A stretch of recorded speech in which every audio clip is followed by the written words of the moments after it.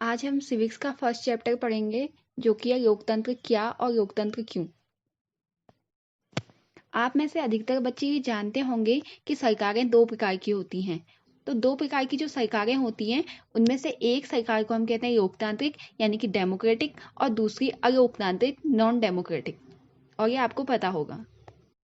लोकतांत्रिक सरकार क्या है? लोकतंत्र शासन का एक ऐसा रूप है जिसमें शासकों का चुनाव लोग करते हैं, वहां की जनता करती है। और इसके अपोजिट गैर लोकतंत्र होता है जो शासन का ऐसा रूप होता है जिसमें शासकों का चुनाव जनता द्वारा नहीं किया जाता है।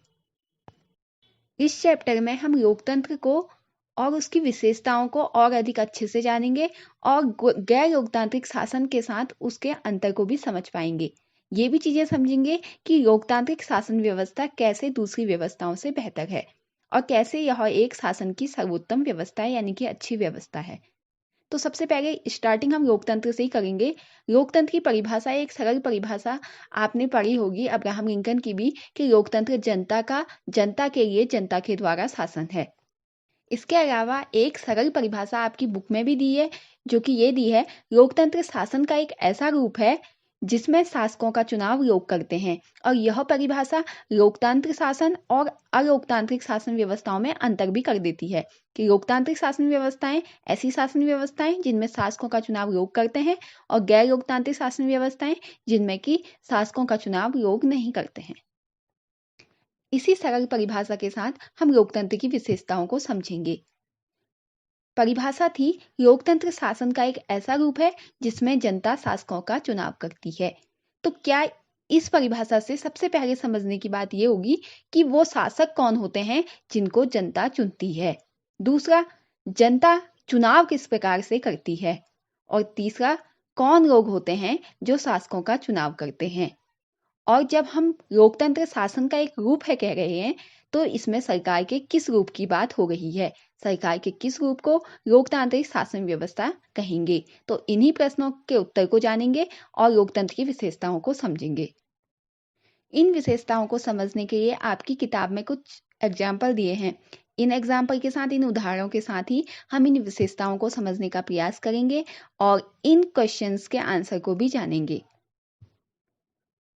1999 में पाकिस्तान में जनरल परवेज मुशर्रफ ने अक्टूबर 1999 में सैनिक तख्तापलट की अगुवाई की, यानी कि उन्होंने 1999 अक्टूबर में वहां के शासन पे जो शासक बैठा था उसको हटा के वो सारी सत्ता सैनिकों के हाथ में कर दी। इसको सैनिक तख्तापलट कहते हैं, यानी कि पूरी शासन सत्ता का सैनिकों के हाथ में आ जाना। और उन्होंने लोकतांत्रिक ढंग से चुनी हुई सरकार को हटाकर खुद को देश का राष्ट्रपति घोषित कर दिया तथा मुख्य कार्यकारी भी घोषित कर दिया। मुख्य कार्यकारी का मतलब जो वहां के कार्यों को मुख्य रूप से करेगा या जो मुख्य रूप से उन कार्यों को अंजाम देगा, मुख्य रूप से उन कार्यों को संपादित करेगा, उसे कहेंगे मुख्य कार्यकारी। उसके बाद 2002 में उन्होंने एक जनमत संग्रह करवाया। जनमत संग्रह का मतलब होता है लोगों से मत लेकर उसको इकट्ठा करना। ठीक है, तो जनमत संग्रह कराकर अपना कार्यकाल 5 वर्ष के लिए बढ़ा दिया। इसके अलावा अगस्त 2002 में उन्होंने एक लीगल फ्रेमवर्क ऑर्डर निकाला, यानी कि कानूनी रूप से एक ऑर्डर निकाला और उसके जरिए पाकिस्तान के संविधान को ही बदल दिया। और इस ऑर्डर के अनुसार राष्ट्रपति जो था वो राष्ट्रीय और प्रांतीय असेंबलियों को, यानी कि जो भी क्या होते हैं संस्थाओं को, ठीक है, असेंबलियों को भंग कर सकता था। राष्ट्रपति पर यह पावर आ गई कि वो राष्ट्रीय और प्रांतीय असेंबलियों को भंग कर सकता था। इस प्रकार पाकिस्तान में भी चुनाव जो हुए तो जनमत संग्रह से, और वहां पर जो चुने हुए प्रतिनिधि थे उनको भी कुछ ना कुछ अधिकार मिले, लेकिन जो सर्वोच्च सत्ता थी वो केवल सेना के हाथ में थी और जनरल मुशर्रफ के पास ही थी। इसलिए यह एक लोकतांत्रिक शासन नहीं है। यहाँ से लोकतंत्र की पहली विशेषता आएगी कि क्यों नहीं है यह लोकतांत्रिक शासन, क्योंकि लोकतंत्र में जो अंतिम निर्णय लेने की शक्ति होती है वो लोगों द्वारा चुने गए प्रतिनिधियों के पास होती है। जबकि जो पाकिस्तान के संदर्भ में जो हमने घटना पढ़ी उसमें अंतिम निर्णय लेने की शक्ति किसके पास थी? जनरल मुशर्रफ के पास और सेना के पास थी।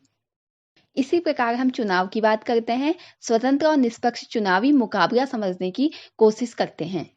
चीन में जो संसद है उसमें प्रति 5 वर्ष बाद नियमित रूप से चुनाव होते हैं और वहां की संसद को राष्ट्रीय जन संसद कहते हैं। और इसको चीनी भाषा में कवांगुओ रेममिन दाइवियाओ दाहुई कहते हैं। या आप अपनी बुक में देखेंगे तो आपको ये नाम दिखेगा। अच्छा, जो चुनाव लड़ते हैं, चुनाव लड़ने से पहले सभी उम्मीदवारों को पार्टी है चीन में एक चीनी कम्युनिस्ट पार्टी, उससे मंजूरी लेनी पड़ती है कि वो चुनाव लड़ें कि ना लड़ें, और सरकार हमेशा इसी पार्टी की बनती है, किसकी? कम्युनिस्ट पार्टी की। ऐसे ही मैक्सिको में हर 6 वर्ष बाद राष्ट्रपति चुनने के लिए चुनाव कराए जाते थे, लेकिन 2000 तक हर चुनाव में PRI यानी कि जिसका पूरा नाम है इंस्टीट्यूट रिवॉल्यूशनरी पार्टी को ही जीत मिलती थी, चाहे कोई भी चुनाव के लिए लड़े। और विपक्षी दल चुनाव में केवल हिस्सा तो लेते थे, परंतु हार जीत जो होती थी वो हर हार में किसकी होती थी? इंस्टीट्यूट रिवॉल्यूशनरी पार्टी की यानी कि PRI की ही होती थी। तो इन दोनों मांगों को भी लोकतंत्र नहीं कहा जा सकता। क्यों? क्योंकि लोकतंत्र जो होता है वो निष्पक्ष और स्वतंत्र चुनाव पर आधारित होना चाहिए, अर्थात उसमें केवल एक ही पार्टी के लोगों को या कुछ ही प्रतिनिधियों को मौका नहीं मिलना चाहिए। सत्ता में बैठे लोगों को हार और जीत दोनों का अवसर मिलना चाहिए, तथा सभी दलों को, जितने भी दल भाग ले रहे हैं, उनको प्रत्येक को जीतने और हारने का समान अवसर मिलना चाहिए, समान सत्ता संभालने का भी अवसर मिलना चाहिए। अगर एक ही पार्टी बार बार सत्ता में आएगी या अन्य पार्टियां लड़ेंगी तो सही लेकिन हारेंगी, तो यह लोकतंत्र के चुनाव की विशेषता नहीं है।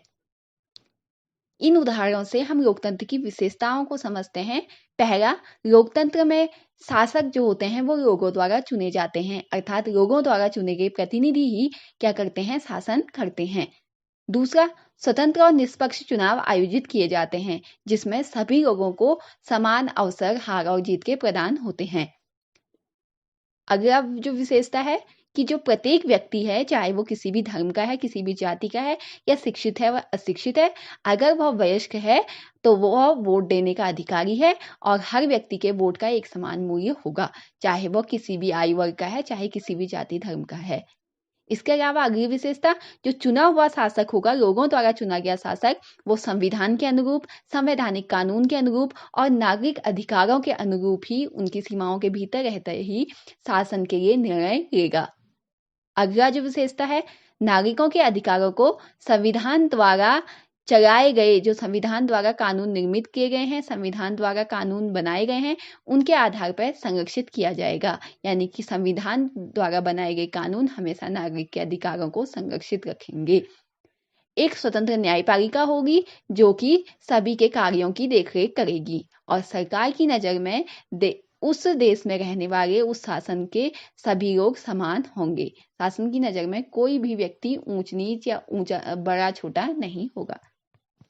आइए इन सब बातों के बाद इन्हीं के आधार पर इन परिभाषाओं का सारांश देख लेते हैं कि लोकतंत्र शासन का एक ऐसा रूप है, जो हमने पहले परिभाषा निकाली थी, एक सरल परिभाषा, जिसमें हमने ये लिखा था कि लोकतंत्र शासन का एक ऐसा रूप है जिसमें जनता शासकों का चुनाव करती है।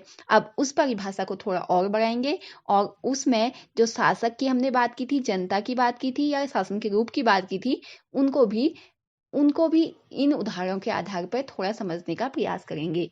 तो लोकतंत्र शासन का एक ऐसा रूप है जिसमें कि लोगों द्वारा चुने गए शासक ही सारे महत्वपूर्ण फैसले लेते हैं। जो चुनाव होते हैं वो लोगों के लिए निष्पक्ष अवसर और विकल्प उपलब्ध कराते हैं, सभी लोगों के लिए, चाहे वो वोट देने वाले हो, चाहे प्रतिनिधि उम्मीदवार हो। यहाँ अवसर सभी लोगों के लिए समान उपलब्ध होता है, चाहे वो किसी भी जाति का हो, चाहे किसी भी धर्म का हो। वह अगर प्रतिनिधि के रूप में चुनाव लड़ रहा है तो भी उसके लिए समान अवसर है, और यदि वह व्यक्ति वोट देता है, मतदान करता है, तो भी उसके लिए समान अवसर उपलब्ध है। और इस चुनाव में बनी सरकार संविधान द्वारा तय किए गए कानूनों और नागरिक अधिकारों को मानते हुए कार्य करती है। यानी कि जो सरकार बनेगी वो अपनी मर्जी से या अपनी स्वेच्छा से किसी भी कार्य को लागू नहीं कर सकती। वो संविधान द्वारा तय किए गए कानूनों के आधार पर और ऐसे कानूनों का ही को ही बनाएगी जो कि नागरिक अधिकारों को मानते हैं या नागरिक अधिकारों के अनुरूप होंगे। यहाँ तक तो हमने लोकतंत्र की परिभाषा को समझने का प्रयास किया कि लोकतंत्र क्या है। अब लोकतंत्र क्यों आवश्यक है? तो क्यों आवश्यक है, इसके लिए पहले हम लोकतंत्र के खिलाफ में तर्क देखते हैं कि लोकतंत्र में क्या क्या समस्याएं होती हैं। इसमें हम मुख्यतः उन बातों को ध्यान देंगे जो हम आमतौर पर सुनते हैं जैसे पहला, लोकतंत्र में नेता बदलते रहते हैं जिससे कि अस्थिरता पैदा होती है। यानी कि अस्थिरता का मतलब है शासन सुचारू रूप से प्रॉपरली नहीं चल पाता है, क्योंकि नेता बदलते रहते हैं। तो जो कार्य एक नेता प्रारंभ करता है वो दूसरा आने के बाद उस कार्य को उतने आसानी से नहीं चला पाता है। दूसरा हम सुनते हैं, लोकतंत्र का अर्थ सिर्फ राजनीतिक लड़ाई और सत्ता का खेल ही है, यहाँ नैतिकता का कोई संबंध नहीं है। यह हम आमतौर पर सुनते हैं कि लोकतंत्र में क्या है, केवल राजनीतिक रूप से लड़ाई होती रहती है और सत्ता के लिए ये आपस में लड़ते हैं, ये नैतिकता के रूप में कोई कार्य नहीं करते हैं।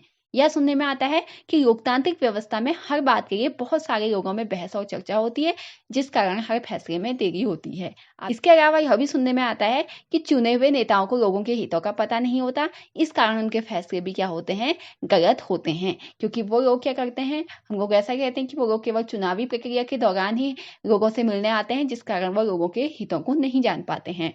और ये भी एक बात सुनने में आती है कि लोकतंत्र में जो चुनाव होते हैं, वो चुनावी लड़ाई जो होती है वो बहुत महत्वपूर्ण और खर्चीली होती है। इस समय जो नेता होते हैं वो बहुत भ्रष्टाचार फैलाते हैं, यह आमतौर पर आपने सुना भी होगा, और इन चीजों को आप क्या पता इनमें से कुछ चीजों को आप मानते भी होंगे। निश्चित रूप से हम यह कह सकते हैं कि केवल गैर लोकतांत्रिक ही नहीं, लोकतांत्रिक शासन व्यवस्थाएं में भी कई प्रकार की समस्याएं होती हैं। लोकतंत्र ही ऐसा नहीं है, या हम ये भी नहीं कह सकते कि केवल जिस देश में लोकतांत्रिक शासन व्यवस्था है वहां गरीबी या सभी समस्याएं समाप्त हैं, या वहां किसी प्रकार की समस्या नहीं है। सरकार का स्वरूप लोकतांत्रिक शासन व्यवस्था होने के बाद केवल इस बात की गारंटी नहीं हो जाती है कि लोकतंत्र में जो भी निर्णय लिए जाएंगे वो अच्छे ही होंगे, लोग गलतियां भी कर सकते हैं। कई बार हम यह भी देखते हैं कि हम लोकतंत्र का जो रूप देखते हैं वह सरकार का आदर्श स्वरूप नहीं हो सकता, और वास्तव में वो वैसा होता भी नहीं है। पर क्या हमारे पास सरकार के स्वरूपों के जो विकल्प उपलब्ध हैं, यानी कि जो अन्य गैर लोकतांत्रिक सरकारें हैं, वो लोकतंत्र से बेहतर हैं? तो लोकतंत्र के पक्ष में तर्क देखते हैं कि लोकतांत्रिक सरकारें और गैर लोकतांत्रिक सरकारों में किस प्रकार का अंतर है।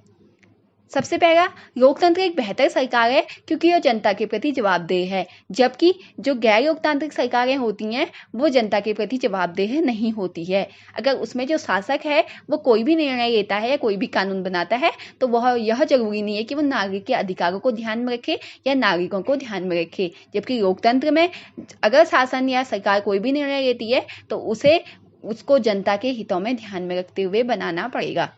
इसके अलावा लोकतांत्रिक बेहतर निर्णय लेने की संभावनाओं को बढ़ाता है।